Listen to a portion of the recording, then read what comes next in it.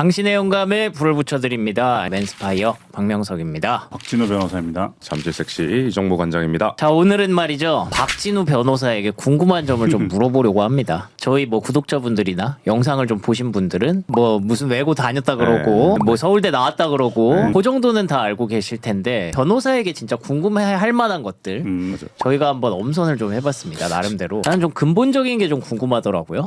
변호사가 왜 하고 싶었나요? 처음에는 검사가 하고 싶었어요. 누구 막 나쁜 사람 벌 주고 싶었나요? 약간 그런 느낌이 좀 있었죠. 막상 이제 나가서 그때 이제 실무 수습이라고 해서 인턴 같은 걸 나갈 일이 있어요. 그래서 나가서 보니까 그러니까 내가 생각한 거랑 달랐다. 그 현재 로스쿨 시스템에서 검사 되는 과정이 되게 길거든요.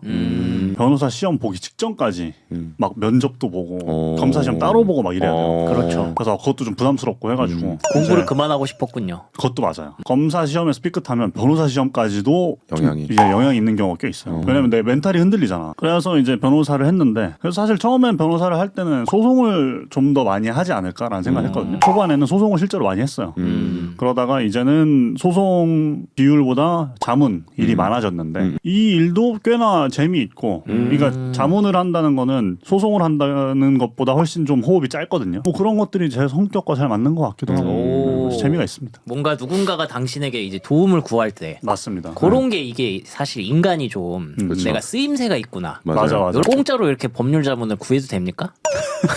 아니 근데 뭐 사실 주변 사람들한테는 뭐 공짜로 해주는 경우들도 많이 친밀도가 중요합니까? 그 유무료를 판단하는 데 있어서는. 그렇죠. 친밀도가 중요하죠. 그러니까 사실 처음 한 번 정도는 인간적인 걸로 해줄 수 있어요. 근데 반복된다? 맞아, 차단한 맞아. 사람도 있습니다. 아 진짜로? 정말. 친했는데도? 저 가족 중에도 있어요. 아 진짜로? 좀 먼 친척인데 이제 사실 저는 누군지도 기억이 안 나는데 거의 고소장을 써달라. 아이 적당히 해야지. 그러니까 심지어 써줬어요. 써드렸어요. 근데 그러고 나서도 뭐가 계속되니까 이거는 그냥 안 되겠다. 그래가지고 이제 부모님께 얘기를 하고 전 이거 차단하고 싶다. 과도하면 이게 스트레스가 될 수 그쵸. 있겠네. 내가 만약에 뭔가 궁금한 게 있어서 물어봤어요. 네. 그러면은 진짜 막 구체적으로 막 고소장까지 써달라고 해도 써줍니까? 근데 이미 몇 번 물어보지 않으셨어요?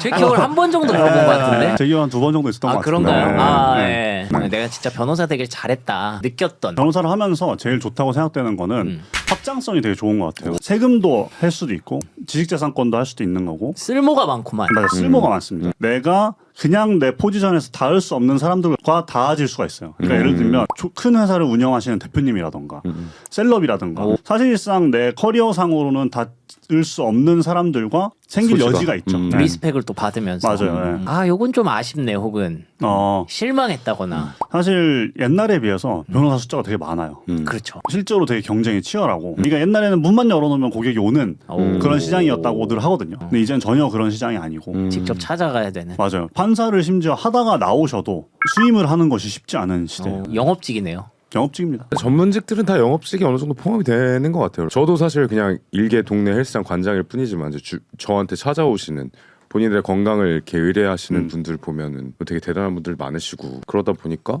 저도 좀 그런 기회가 많아진다는 점에서 저도 조금 공감이 되고 보통 직장인들은 9 to 6까지 근무를 하고 그리고 또 근무 시간 내에서도 농땡이도 까고 해요. 업무 강도에 대해서 본인이 느끼기에 좀 객관적으로 이게 진짜 좀 빡세서 아무나 못하는 것 같다라고 생각이 드는지 아니면 이것도 뭐 트레이닝이 되면 누구나 다 할 수 있다고 생각이 드는지. 트레이닝이 되면 누구나 할 수 있는 것 같은데 특정 시기에 좀 바빠지는 때가 있어요. 그 바쁠 때를 기준으로 근무 시간이 한 어느 정도 돼요? 순수하게 일만 하는 노동 시간이야? 뭐 10시간 이상 하는 거죠. 진짜 바쁜 친구들을 보면은 300시간 이렇게 찍힐 수가 있어요. 근데 그러면은 30일로 나누면 하루에 10시간씩 근데 그게 순수 일이에요. 최대 집중 시간이 몇 시간이었던 것 같아요? 본인이 여태까지 살아오면서 최대 집중 시간? 네.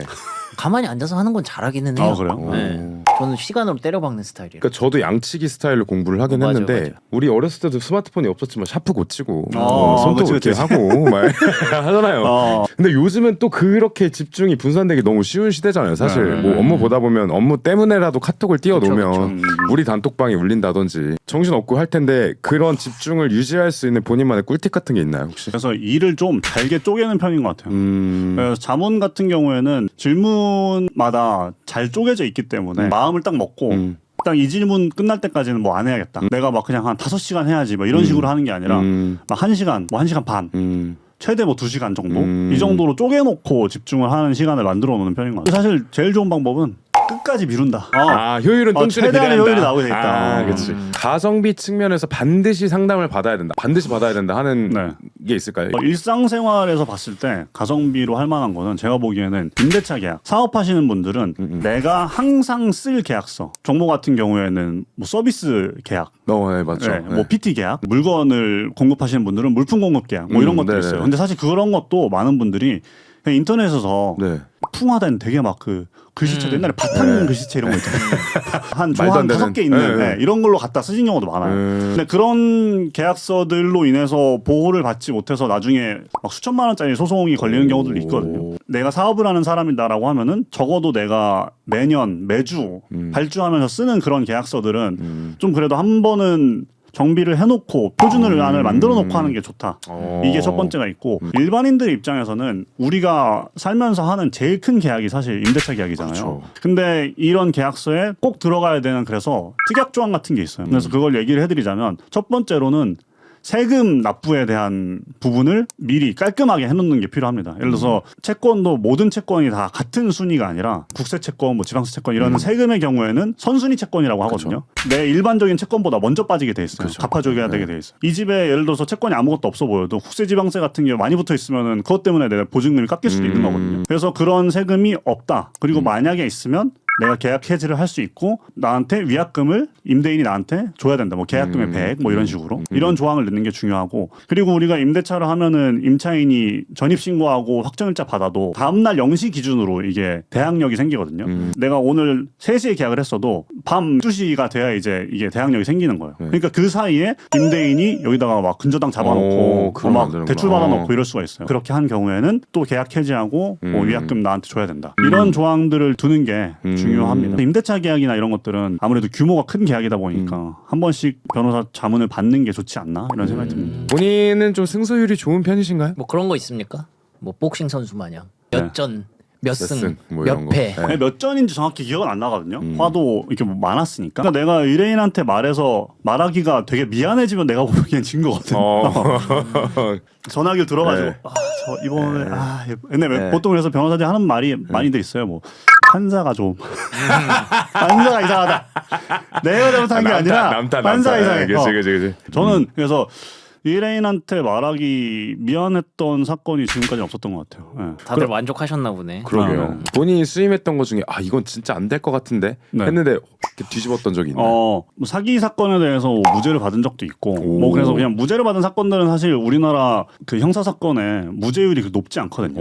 네. 어쨌든 검사가 처벌하겠다고 기소를 한 사건에서 무죄라는 거는 뭐 무슨 뭐 벌금이 나온 것도 아니고 그쵸. 아예 퍼펙트로 아예, 깨끗하게 나온 네. 거니까 그런 경우가 제가 알기로 뭐 1% 막 이렇게 알고 있는데 쉽지 않아요. 근데 그래서 그런 경우도 있고 한데 사실 제일 인상에 많이 남았던 거는 최근에 했던 사건 중에 직무발명 보상금이라는 게 있어요. 직원이 회사에서 뭘 발명했는데 많은 돈을 벌어오면 이제 그 직원한테 이제 얼마 정도의 떼줘야지. 떼줘야 되는 그런 보상금이 있는데 되게 좀 큰 발명이어서 몇십억 단위로 청구를 했어요. 1심에서 20억이 나왔거든요. 보상금이. 근데 사실 뭐 이게 20억 자체도 직무발명 보상금에서 흔치 않은 수치라서 저는 되게 잘했다고 생각하고 있었는데 상대방이 항소를 했어요.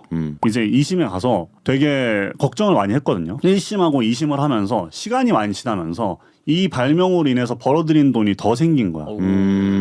그러고 우리도 방어를 꽤 잘했어. 상대방이 이제 예를 들어서 1심에서는 A, B, C, D, E 약간 이렇게 막 그걸 다 쳐냈으니까 어쨌든 우리가 20억을 받은 거잖아.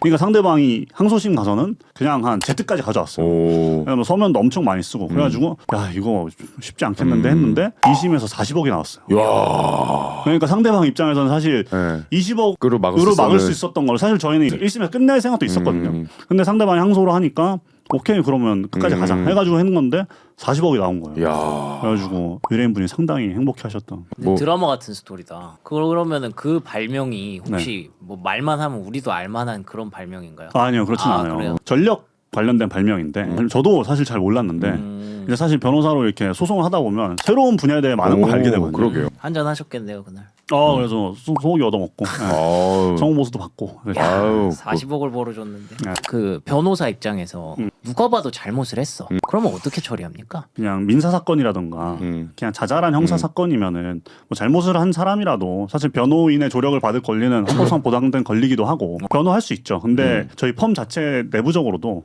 그냥 선범죄의 경우에 가해자는 저희는 좀 대리를 안 하려고 하는 것도 있고 근데 만약에 한다고 하면은 진짜 억울한 사람들이거나 그러니까 혐의가 실제로 그런 행위가 없었는데 혐의가 생겨서 분명히 나는 합의하에 했는데 저쪽에서 아니다라고 주장을 하는 경우 이 사람이 억울하잖아. 그래서 그런 경우들은 이제 할 수 있지만 그렇지 않은 경우는 아예 의뢰를 받지 않는 수임을 그런 하지 경우도 않는 있습니다. 경우도 많고. 네네. 근데 그거는 뭐 회사마다 정책이 다를 것 같은데 저희 회사 같은 경우에는 성범죄의 경우에 억울한 케이스가 아니라 네, 진짜로 잘못을 한 케이스라고 하면은 뭐 그런 경우에도 사실 뭐 경중에 따라 그리고 진짜 뭐 뉘우치고 있는 경우라면 기준이 다 있겠죠. 그런 경우 있는데 이제 뭐 아유, 했는데 뭐 빼주세요. 어쩌라고요. 이런 경우면 사실 저희는 이제 하진 않습니다. 변호사끼리 또 싸움이 있잖아요. 약간 피하고 싶은 변호사도 있나요? 뭐 정석적으로 얘기를 하자면 당연히 잘하는 사람을 피하고 싶은 거고 변호사들끼리 하는 얘기로는 한 가지 사건만 하는 애가 이 사건 하나만 하는 애가 제일 무섭다 이런 얘기 하거든요. 그러니까 이혼 전문 변호사 뭐 이런. 이거 뭐 그런 것도 있고 그냥 사건이 별로 없어가지고 이것만 하는 애, 하나만. 이것만 하고 있는 애. 시간이 많고 이거를 맨날 들여다보고 있으면은 예. 그럼 변호사들은 평균적으로 동시에 이렇게 좀 수임하고 있는 사건들이 한 몇 개 정도 돼요? 그러니까 제가 소송만 했을 때는 거기 있을 때는 뭐 한 40건 정도 이렇게 들고 있었던 것 같아요. 다 시기가. 이렇게 막 당장 돌아가는 건 아니고 뭐 3월에 잡혀 있는 게 있고